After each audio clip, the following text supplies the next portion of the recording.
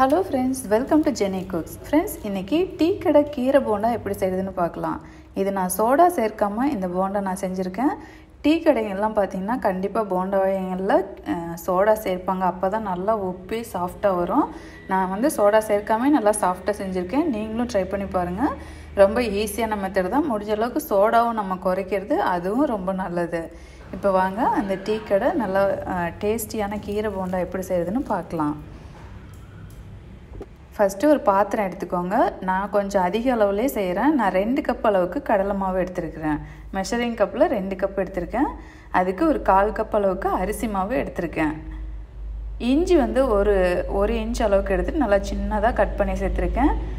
பச்சை மிளகாய் பார்த்திங்கன்னா ஒரு 4 சேர்த்துருக்கேன். கருவேப்பிலையும் நல்லா பொடி பொடியாக நறுக்கி சேர்த்துக்கோங்க.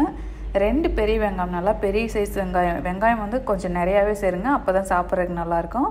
கொஞ்சம் கொத்தமல்லி இலையும் சேர்த்துக்கலாம்.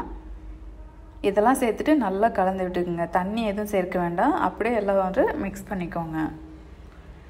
இப்போ இது கூட கொஞ்சமாக சோம்பு சேர்த்துக்கலாம். சீரகம் கூட கொஞ்சமாக ஆட் பண்ணிக்கலாம். சும்மா ஒரு 1/4 டீஸ்பூன் அளவுக்கு சேர்த்திங்கன்னா போதும். நான் சோம்பு மட்டும் சேர்க்குறேன். இதை நல்லா கலந்து விட்டுக்கோங்க. இப்போ பார்த்திங்கன்னா நான் இந்த தண்டுக்கீரை இதில் ரெட் கலரில் இருக்கும் இல்லைங்களா, அது ஒரு அரைக்கட்டு எடுத்துருக்கேன். நல்லா சின்ன சின்னதாக நல்லா அலசிட்டு கட் பண்ணி வச்சுருக்கேன்.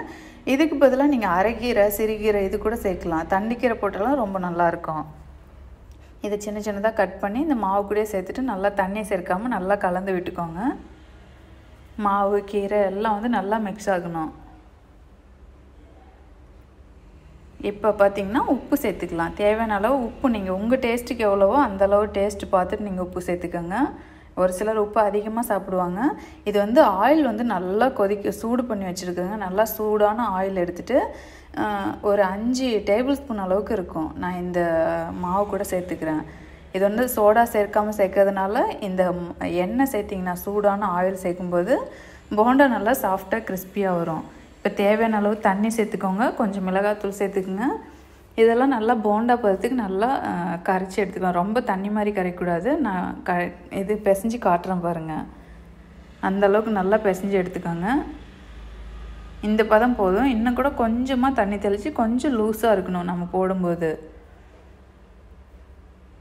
இப்போ ஆயில் நல்லா சூடு பண்ணியாச்சு. இப்போ நம்ம போண்டா போட்டு எடுத்துடலாம். ஃபஸ்ட்டு ஆயில் சூடு பண்ணியிருக்கான்னு செக் பண்ணிக்கோங்க. நல்லா சூடாக இருக்குது. இப்போ ரொம்ப சின்ன சின்னதாக போட்டுக்கோங்க. பெருசாக போடாதீங்க. ஏன்னா நம்ம சோடா சேர்க்கல. அதனால ரொம்ப பெருசாக போட்டிங்கன்னா ரொம்ப சாஃப்டாக வராது. கொஞ்சம் ஹார்டான மாதிரி ஆயிரும். அதனால நம்ம வீட்டில் சமைச்சு சாப்பிட்றதுனா அதனால் கொஞ்சம் சின்ன சின்ன போண்டாவே போட்டுக்குங்க. சின்னதாக போடும்போது சீக்கிரமாக வெந்துடும். அதேமாதிரி ரொம்ப சாஃப்டாக இருக்கும். சாப்பிட்றதுக்கு ரொம்ப ரொம்ப டேஸ்ட்டாக இருக்கும். இப்போ 2 பக்கமும் நல்லா மீடியம் ஃப்ளேமில் வச்சு வேக வச்சு நல்லா திருப்பி விட்டு எடுத்துக்கோங்க. போண்டா நல்லா வெந்துருச்சு. இந்த கீரை போண்டா நம்ம எடுத்துக்கலாம்.